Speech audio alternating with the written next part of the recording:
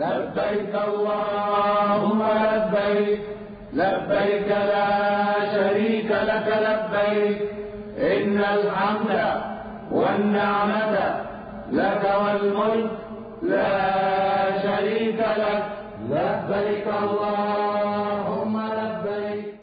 نحمده ونصلي على رسوله الكريم اما بعد فاعوذ بالله من الشيطان الرجيم بسم الله الرحمن الرحيم رب اشرح لي صدري ويسر لي امري واحلل عقدة من لساني يفقهوا قولي. حج کے ارکان، اگر ان میں سے کوئی ایک رکن بھی رہ جائے تو حج نہیں ہوتا، اور وہ ہیں: نمبر 1 احرام، نمبر 2 وقوف عرفہ، نمبر 3 طواف زیارہ، نمبر 4 صفا مروہ کی سعی. اگر ان میں سے کوئی چیز نہیں کی تو حج نہیں ہوگا. بعض علماء نے مزدلفہ میں رات گزارنے کو بھی رکن قرار دیا ہے، لیکن حقیقت یہ ہے کہ اصل ارکان یہی 4 ہیں. حج کے واجبات: نمبر 1 میقات سے احرام کی نیت کرنا. عبداللہ بن عمر رضی اللہ عنہما سے روایت ہے کہ ایک آدمی نے مسجد میں کھڑے ہو کر عرض کیا: اے اللہ کے رسول، آپ ہمیں کس جگہ سے احرام باندھنے کا حکم دیتے ہیں؟ تو رسول اللہ صلی اللہ علیہ وسلم نے فرمایا: مدینہ والے ذوالحلیفہ سے، اہل شام جحفہ سے، نجد والے قرن المنازل سے احرام باندھیں. آپ نے خود جگہ متعین کر دی. حضرت عائشہ فرماتی ہیں کہ رسول اللہ صلی اللہ علیہ وسلم نے اہل یمن کے لیے یلملم میقات مقرر فرمائی. پاکستان سے جانے والے حاجیوں کے لیے میقات یلملم ہے، جگہ کا نام ہے. میقات پر پہنچ کر احرام باندھنا اور نیت کرنا افضل ہے، گھر سے نہیں. کہاں سے احرام باندھنا چاہیے؟ میقات پر پہنچ کر. نبی صلی اللہ علیہ وسلم نے کیا کیا تھا؟ مدینہ سے کیسے نکلے تھے؟ گھر سے کیسے نکلے تھے؟ عام لباس میں اور تیار ہو کر، لیکن احرام آپ نے میقات سے باندھا تھا. ابن عمر رضی اللہ عنہ فرماتے ہیں کہ رسول اللہ صلی اللہ علیہ وسلم نے مسجد ذوالحلیفہ کے قریب پہنچ کر ہی احرام باندھا تھا. صحیح بخاری. امام مالک بن انس کے پاس ایک شخص آیا اور اس نے کہا: اے ابو عبداللہ، میں کہاں سے احرام باندھوں؟ انہوں نے کہا: ذوالحلیفہ سے، جہاں سے رسول اللہ صلی اللہ علیہ وسلم نے احرام باندھا تھا. اس نے کہا: میں چاہتا ہوں کہ مسجد میں موجود قبر یعنی روضہ رسول کے قریب سے احرام باندھوں، میرا یہ دل چاہتا ہے. امام مالک نے کہا: ایسا ہرگز نہ کرنا، مجھے ڈر ہے کہ کہیں تم کسی فتنے میں مبتلا نہ ہو جاؤ. اس نے کہا: اس میں کون سا فتنہ ہے؟ میں تو صرف چند میل کا فاصلہ ہی زیادہ کرنا چاہتا ہوں. تو امام مالک نے کہا: اس سے بڑا فتنہ اور کیا ہو سکتا ہے کہ تم اس فضیلت کی طرف سبقت لے گئے ہو جسے رسول اللہ صلی اللہ علیہ وسلم نے چھوڑ دیا، یعنی جس کام کو نبی صلی اللہ علیہ وسلم نے افضل نہیں سمجھا تم اسے افضل سمجھ رہے ہو. اور میں نے اللہ تعالیٰ کو فرماتے ہوئے سنا ہے: فَلْيَحْذَرِ الَّذِينَ يُخَالِفُونَ عَنْ أَمْرِهِ أَن تُصِيبَهُمْ فِتْنَةٌ أَوْ يُصِيبَهُمْ عَذَابٌ أَلِيمٌ. سورۃ النور 63. جو لوگ اللہ کے رسول صلی اللہ علیہ وسلم کی مخالفت کرتے ہیں انہیں ڈرنا چاہیے کہ کہیں ان پر کوئی زبردست آفت نہ آ پہنچے یا انہیں کوئی دردناک عذاب نہ پہنچے. تو اگر کوئی شخص یہ سمجھے کہ میقات سے پہلے گھر سے ہی احرام باندھ کے اور نیت کر کے چلا جائے تو زیادہ دور سے کرے گا تو زیادہ ثواب ہوگا، تو ایسا نہیں ہے. کیوں؟ کیونکہ نبی صلی اللہ علیہ وسلم نے گھر سے نہیں باندھا. تو اصل حج کی روح یا ایسنس کیا ہے؟ اطاعت، فرما برداری. ابراہیم علیہ السلام کی سنت: اذ قال له ربه اسلم قال اسلمت لرب العالمین. تو ہمیں بھی کیا کرنا چاہیے؟ حج کے سفر میں ہر مرحلے پر رسول اللہ صلی اللہ علیہ وسلم کے حکم اور طریقے کی پیروی کرنی چاہیے. حج کا دوسرا واجب، پہلے ارکان تھے یعنی فرائض تھے، اور یہ واجبات ہیں جن کا ذکر میں کر رہی ہوں. اور واجبات میں احرام میقات سے باندھنا. یہ یاد رکھیے کہ واجبات میں سے کسی واجب کی خلاف ورزی ہو تو حج نہیں ہوتا جب تک دم نہ دے دیا جائے. تو یہ وہ امور ہیں جن پر دم ہوگا. اگر میقات کراس کر گیا تو پھر دم دینا ہوگا. ٹھیک ہے. دوسری چیز، مغرب تک عرفات میں وقوف کرنا.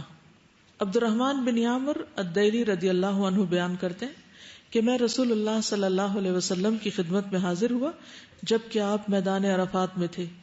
اسی دوران میں نجد کی طرف سے کچھ لوگ آئے اور انہوں نے ایک شخص سے کہا تو اس نے پکار کر کہا اے اللہ کے رسول حج کیسے ہے؟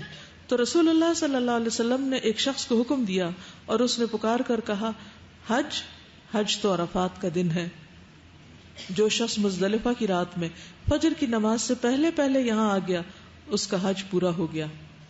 ٹھیک ہے، یعنی عرفات کا قیام جو ہے وہ مغرب تک واجبات میں سے.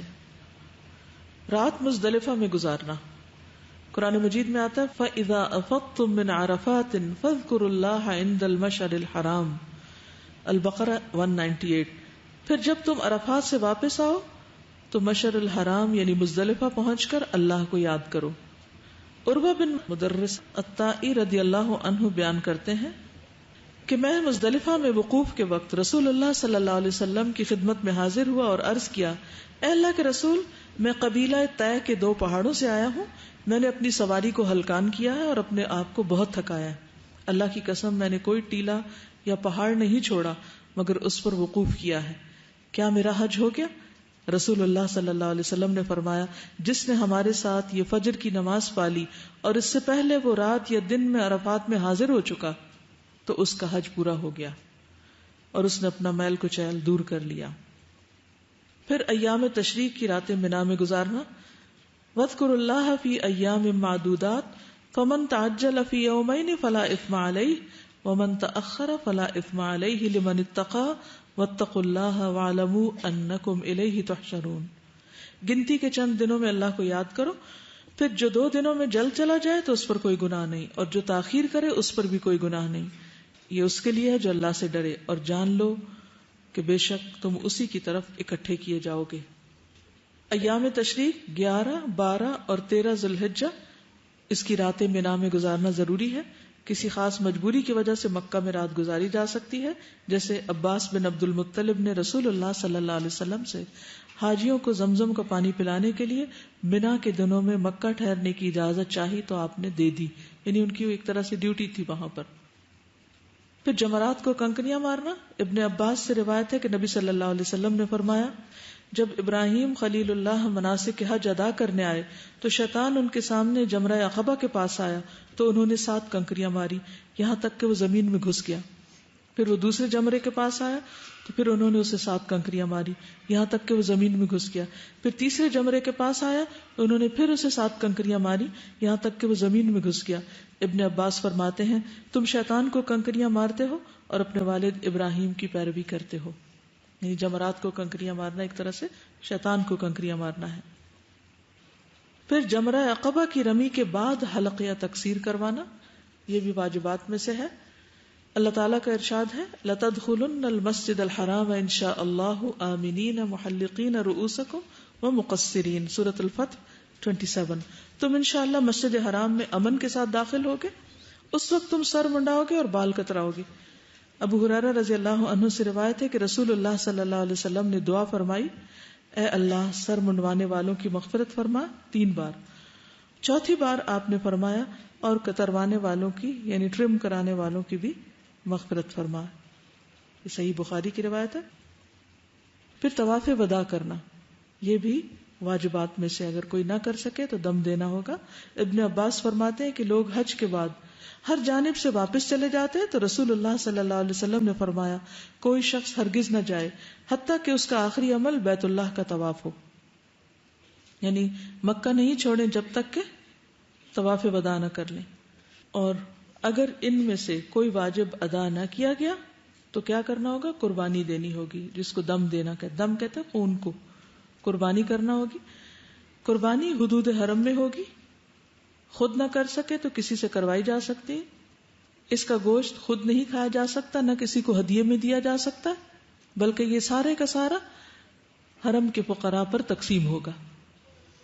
قرآن مجید میں ہے فَمَنْ كَانَ مِنْكُمْ مَرِيدًا أَوْ بِهِ أَذًى مِّن رَأْسِهِ فَفِدْيَةٌ مِّن صِيَامٍ أَوْ صَدَقَةٍ أَوْ نُسُكٍ. مگر جو شخص مریض ہو یا اس کے سر میں کچھ تکلیف ہو اور وہ سر منڈا لے یعنی احرام کی پابندی ختم کر دے تو وہ روزوں سے یا صدقہ سے یا قربانی سے اس کا فدیہ دے. काब बिन उजरा से रिवायत है, रसूलुल्लाह सल्लल्लाहु अलैहि वसल्लम ने उनसे फरमाया, गालिबन तुमको जुओं से तकलीफ है? उन्होंने कहा, जी हाँ ए अल्लाह के रसूल सल्लल्लाहु अलैहि वसल्लम। आपने फरमाया, फिर अपना सर मुंडा लो और 3 दिन के रोजे रखो, या 6 मिस्कीनों को खाना खिलाओ, या एक बकरी ज़बह करो। अब इजाजत। सुब्हानक अल्लाहुम्मा व बिहम्दिका अशहदु अल्ला इलाहा इल्ला अंता अस्तगफिरुका व अतूबु इलैक। अस्सलामु अलैकुम व रहमतुल्लाहि व बरकातुहू। والنعمة لك والملك لا شريك لك لبيك اللهم لا شريك لك لبيك اللهم لبيك لا شريك لك لبيك إن الحمد والنعمة لك والملك لا شريك لك لبيك اللهم لبيك لبيك إن الحمد والنعمة لك والملك لا شريك لك لبيك اللهم لبيك لا شريك لك لبيك إن الحمد والنعمة لك والملك لا شريك لك لبيك اللهم لبيك لبيك إن الحمد والنعمة لك والملك لا شريك لك لبيك اللهم لبيك والنعمة لك والملك لا شريك لك لبيك اللهم لبيك لك لبيك إن الحمد والنعمة لك والملك لا شريك لك لبيك اللهم لبيك إن الحمد والنعمة لك والملك لا شريك لك لبيك اللهم